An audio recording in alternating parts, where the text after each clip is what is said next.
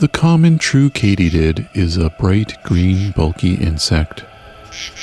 Each night in the summer into the early autumn, starting at dusk, the male katydids sing, often synchronizing their song with other katydids.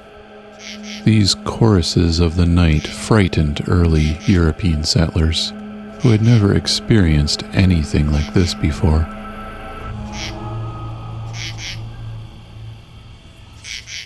As the temperatures drop late in the year, these choruses slow down and drop in tone, sounding not unlike creaking doors and groaning voices. In this Hallowe'en Special episode, I explore the Vinemount Swamp east of Hamilton, Ontario, seeking Eastern Screech-Owls, but also finding many other sounds of the night. At the time of the recording, I was unaware of this change in tone and speed of the katydid song late in the season, and for me it certainly added an air of mystery to this nocturnal hike.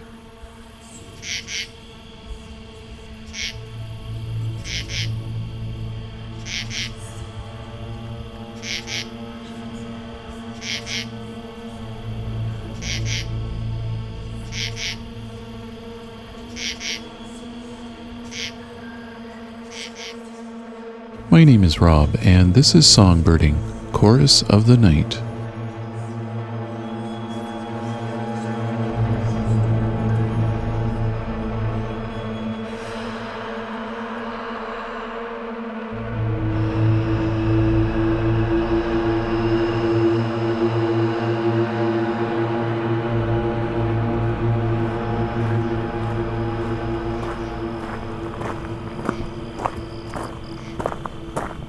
It's dusk out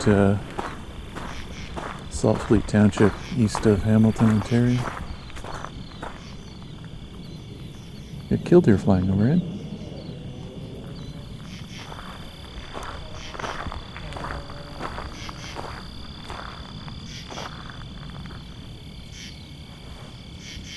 Very interesting insects. Actually don't know what this is. Not a grasshopper, is my guess. Maybe a katydid of some kind.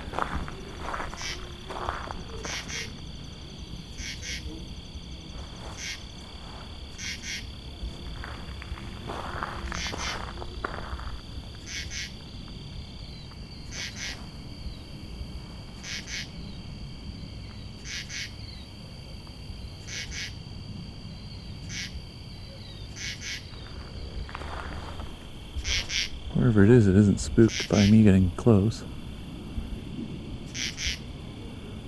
It's the top of a small tree. Not sure if this is an apple tree or cherry tree. Okay, now it's stopped, but I can hear another one far off. Oh, there we go, it's going again.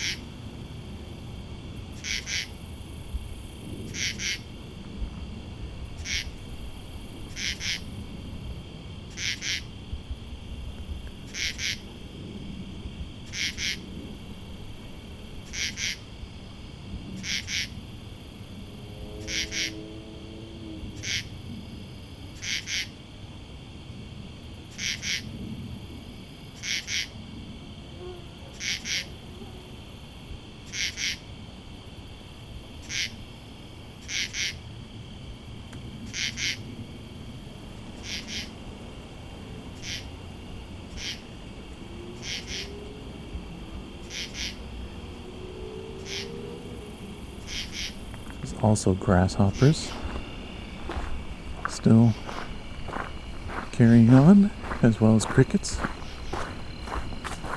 It's October 9th, so only a third of the way through October. It's been a warm October, so the insects are still pretty active. Warm and wet. This whole week has been Mix of cloud and rain. Kind of unusual for the region.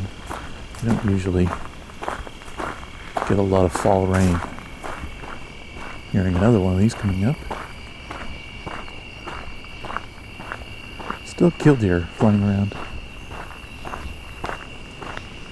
The spot I'm at is farm fields and swamp. So I'm in kind of the more swampy area. About to walk onto the boardwalk going through the wetter part of it.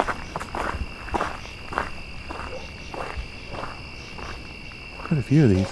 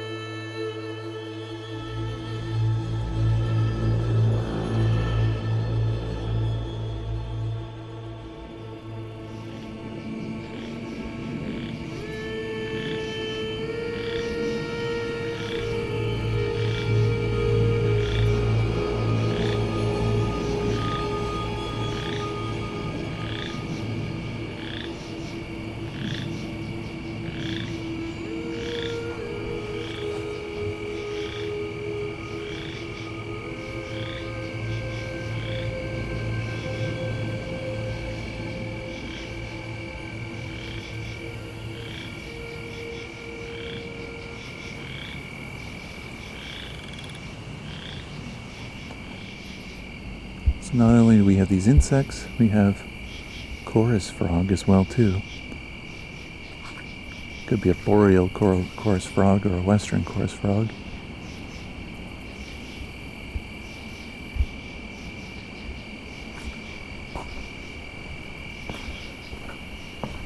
It's got quite a lively soundscape here amongst the crickets, grasshoppers, these other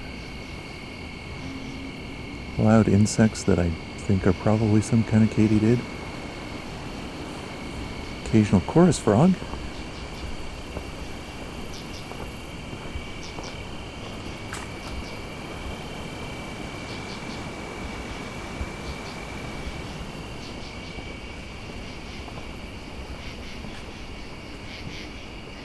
But the main reason I'm here tonight is see if I can get some screech owls.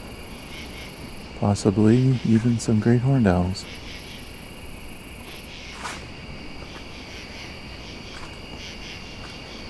There are quite a few of these insects here.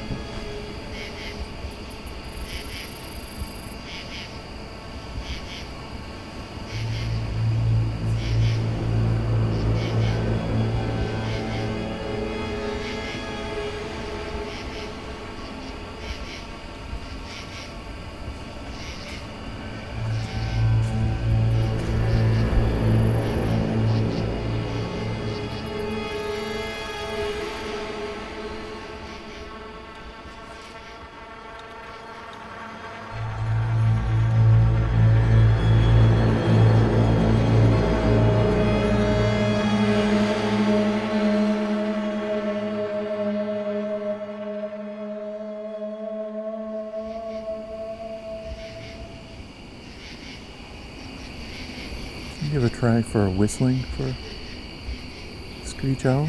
This is one of those things that you do to see if there are any around.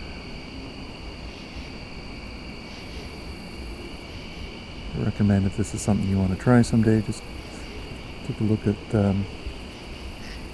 Sibley's article about ethics behind playback, because whistling is very similar to playback.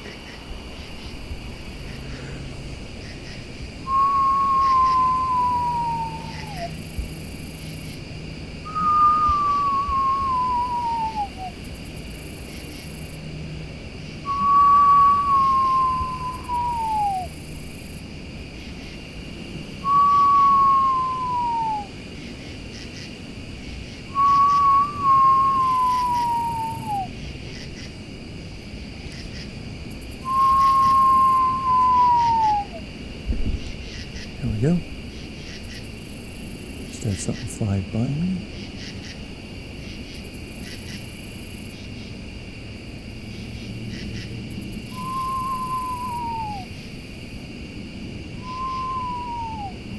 It's kind of owl-sized.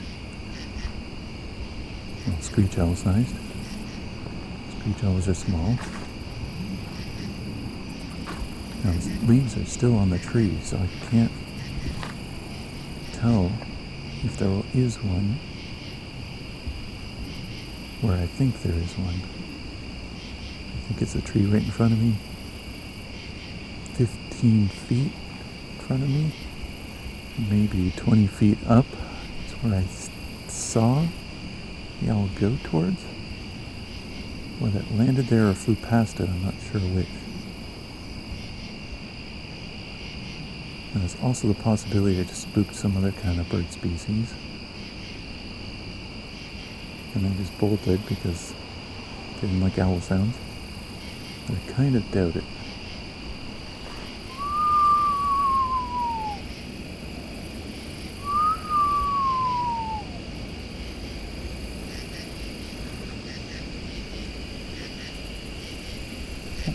Here we go, just saw something again.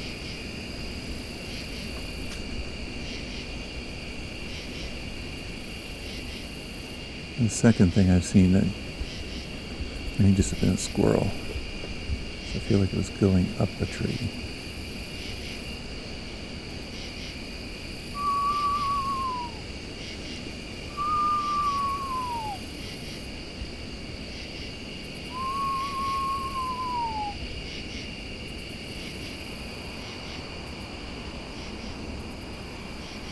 There we go.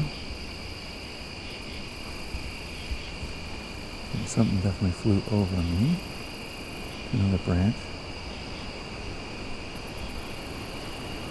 Too big to be a bat. Too small to be a great horned owl.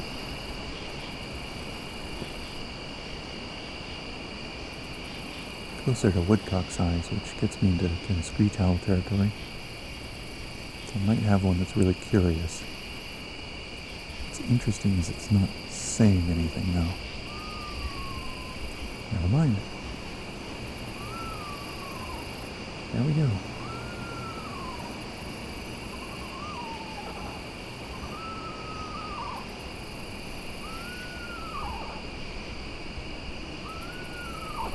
That's the whinnying song.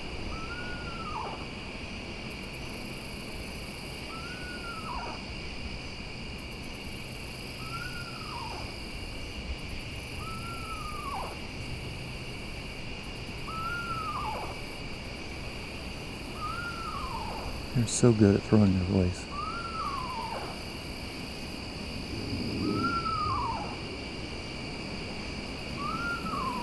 At first it sounded like it was very far away. But as you continue to listen, it becomes apparent this is very close.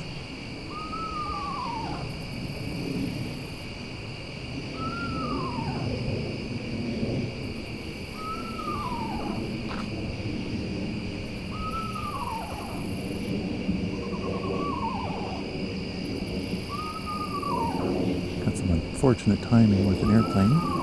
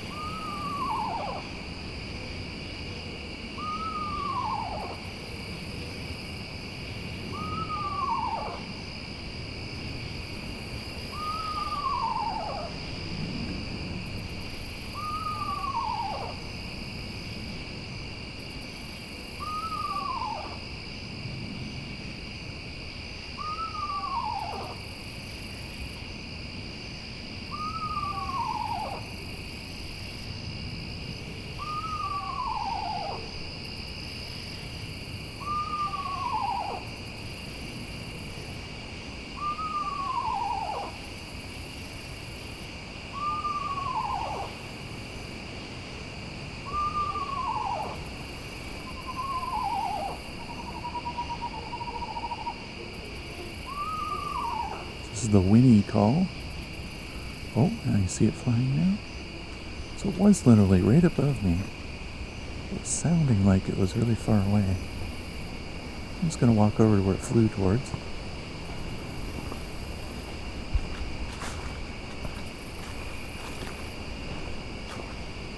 Seems to be keeping parallel to the trail. There we go.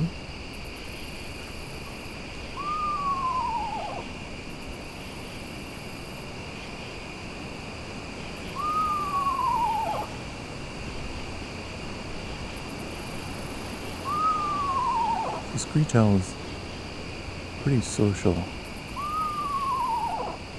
You can hear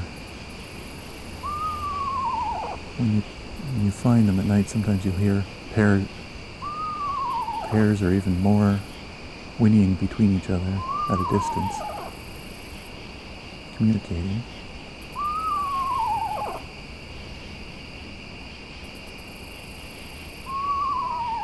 Sometimes you might have 4 or 5 of them.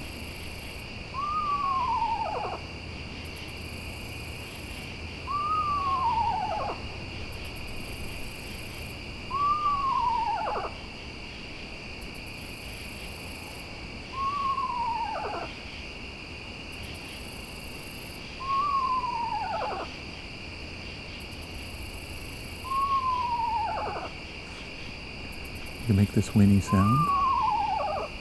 There's also a kind of familial call they do, which is that right there. Wow, good timing. Where they stay on one note repeated. They'll also do clicks and barks too sometimes. I'm not expecting that tonight. I have recorded clicks and barks before. Very limited.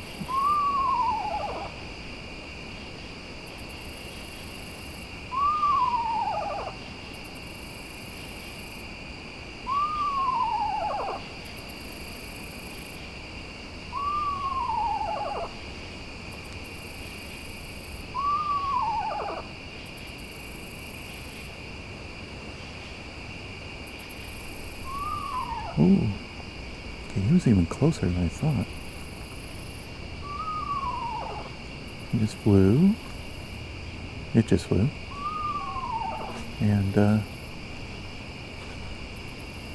another perch now. Still can't tell where. Oh, now I can. It is such a small bird. I can see its silhouette. Always surprised how small a screech owl really is. It's kind of like the size of a robin. Just much more round.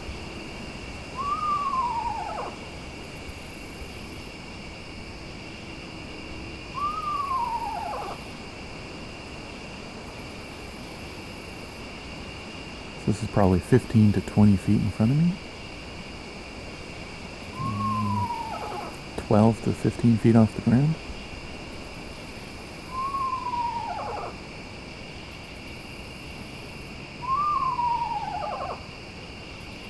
Screech owls are the type that live in holes, basically in cavities of trees.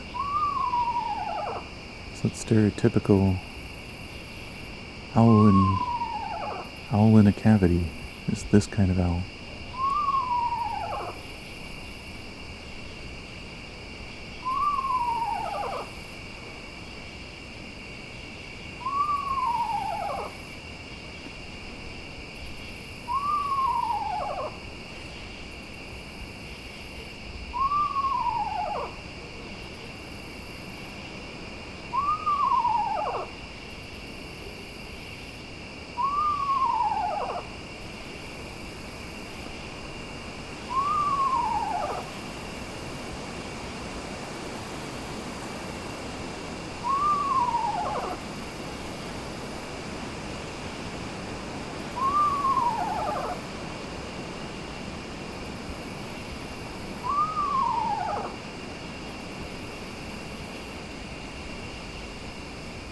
You can see it shifting around a little bit.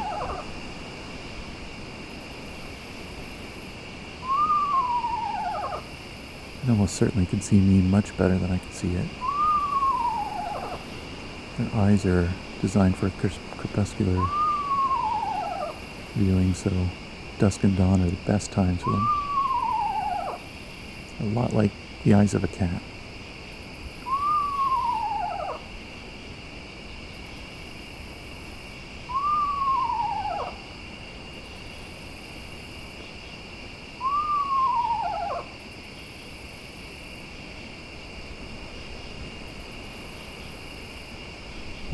Flying again.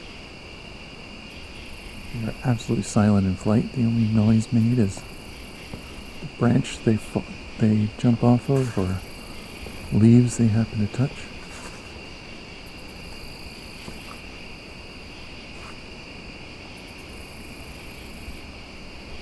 Pretty sure it landed over here. There we go.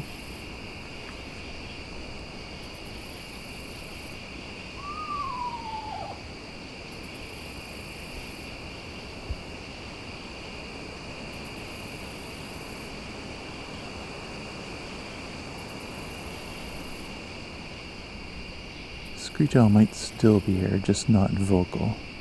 Oh, jeez. Just went over my head. That almost certainly was the owl, or one of them. Very good chance of there being multiple owls here.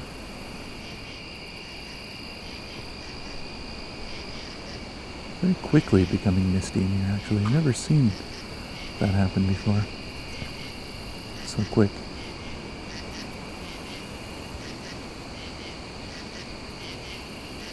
So at first, when the owl came in, it was very quiet.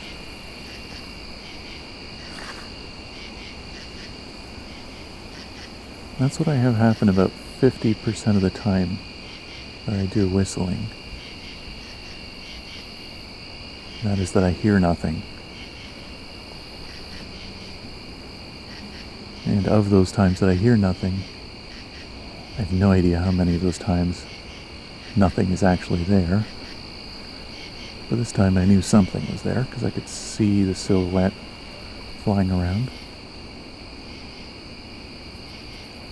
I just had to wait. The other 50% of the time, something will vocalize quite quickly. And at a distance, and then come closer to see you. So one of the reasons I don't worry too much about the impact of whistling or a playback is that I know from the bioacoustic monitor work that I've done that screech owls are set off by all kinds of things. And those include sirens, coyotes singing, other screech owls, of course, and really anything that mimics that kind of sound can do it. I've seen barred owls set them off as well, too, or heard rather.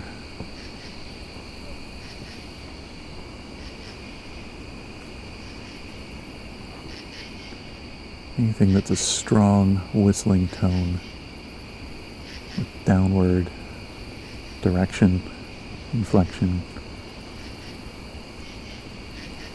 can inspire them to vocalize, or at the very least check out what's going on.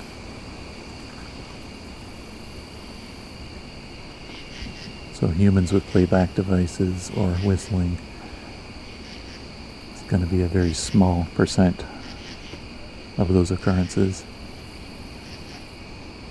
That said, it's not something to do constantly or do in situations that might be dangerous, such as on a busy highway, or when you know there's a great horned owl with you already, because great horned owls do hunt them.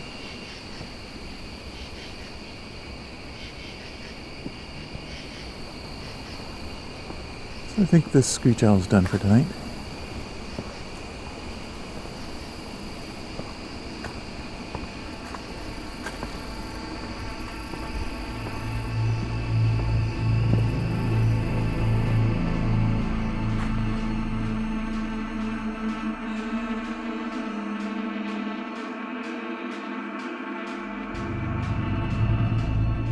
Songbirding Chorus of the Night was recorded, engineered, narrated, and created by me, Rob Porter.